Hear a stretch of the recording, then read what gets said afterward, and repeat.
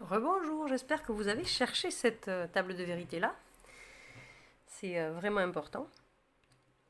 Donc, on va faire ça ensemble. On va écrire la table de vérité de non P ou Q et on va en discuter. Donc, je fais comme d'habitude. J'écris P, j'écris Q, toutes les possibilités de P, de Q, toujours dans le même ordre, parce que c'est vraiment pratique de pouvoir comparer notre travail à chaque fois avec ce qu'on a fait avant. Voir si ça ne tombe pas sur quelque chose qu'on avait déjà vu. Et si ça ne serait pas par hasard équivalent à quelque chose qu'on a déjà vu. Quoi. Voilà. On me dit non P ou Q. Ben, je fais comme d'habitude, je fais ma colonne non P, puis après je verrai si j'ai un ou entre non P et Q, ce que ça donne cette relation non P ou Q. Alors, attention à ne pas se tromper de colonne entre P et Q. Hein. Moi je mets mon doigt dessus, comme ça je suis sûre. J'ai P, j'ai non P. Donc P c'est 0, non P c'est 1. Quand P c'est 0, non P c'est 1. Quand P c'est 1, non P c'est 0. Quand P c'est 1, non P c'est 0. Bon. Qu'est-ce que ça donne non P ou Q? Alors là, je cache celle-là pour ne pas confondre. C'est l'un ou l'autre ou les deux. Hein? Donc là, j'ai l'autre, c'est-à-dire la deuxième. Là, j'ai les deux. Pardon, c'est pas très bien aligné. Là, j'ai les deux, donc c'est bon. Là, j'en ai aucune, donc ça ne marche pas. Et là, j'ai la première. On avait dit l'un ou l'autre ou les deux. Quand il n'y en a aucune des deux, non. Comparez la table de vérité de non P ou Q et celle de P implique Q. Que remarquez-vous? Oh, quelle surprise! C'est les mêmes. Et ça, c'est très important. P implique Q. C'est formellement équivalent à non P ou Q. Et ça, c'est très important. Et ça va vous sauver la vie en maths et en philo. Mais je vous raconterai plus tard pourquoi ça vous sauve la vie en philo aussi. D'accord? En fait, ça veut dire quoi? Si je prends mon histoire de il fait beau, je vais me promener, tout ça. Ça veut dire que soit non P, c'est-à-dire soit il fait pas beau, soit je vais me promener, soit éventuellement les deux, parce que quand il ne fait pas beau, je n'ai rien promis. Je vous laisse en déduire de ça, utiliser ça, parce que ça, sinon, c'est pas possible. Utilisez ça. Et pour écrire la négation de l'implication, parce que c'est la négation de l'implication qui m'intéresse pour faire des démonstrations par l'absurde. Donc vous faites pause maintenant, pardon, je bouscule mon téléphone, vous faites pause maintenant, vous écrivez la table de vérité, la négation de ça. Ah ah, on se retrouve tout à l'heure.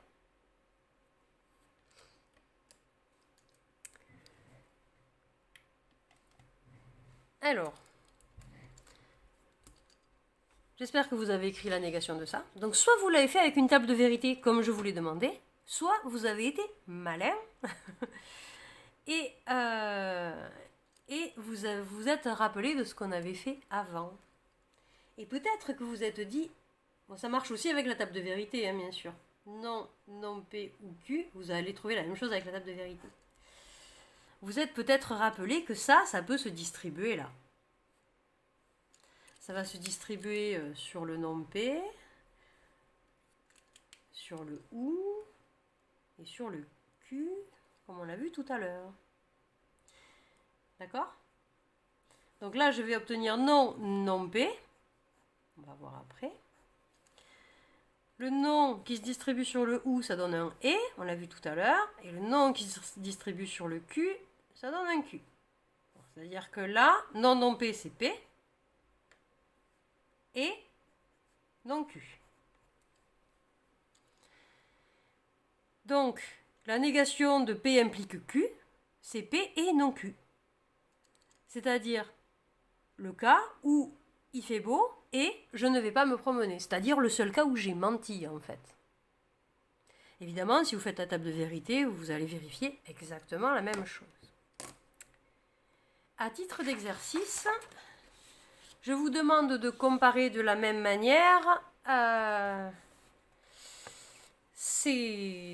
Alors, la table de vérité de P implique Q, c'est pas la peine de la reconstruire, vous l'avez, on l'a faite. Mais je voudrais que vous me construisiez celle de non Q implique non P. Donc là, vous faites pause, et vous le faites. Ce coup-ci, la table de vérité. Et je corrige dans 3, 2, 1, 0. Je corrige. Donc j'espère que vous l'avez cherché. Même chose, sinon ça ne sert absolument à rien. Si vous ne cherchez pas les exercices, ça ne sert à rien de regarder les corrections. C'est comme quand vous regardez des vidéos de skate sur internet. Ça ne vous rend pas bon en skate. Voilà. Si vous ne faites pas du skate vous-même, ça ne sert à rien. C'est pareil avec les maths en fait. D'accord ? Donc je commence toujours pareil. Pour pouvoir comparer les choses, je les range dans le même ordre. Hein. On veut non P implique non Q, donc je vais faire on veut non Q implique non P.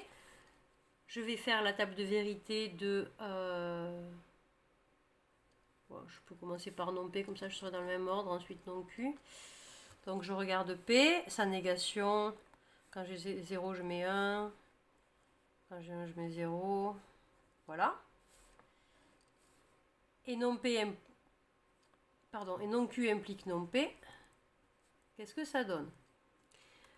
Non Q implique non P. Si on regarde le cours, l'implication, elle est vraie tout le temps, sauf si le premier est vrai, le deuxième est faux.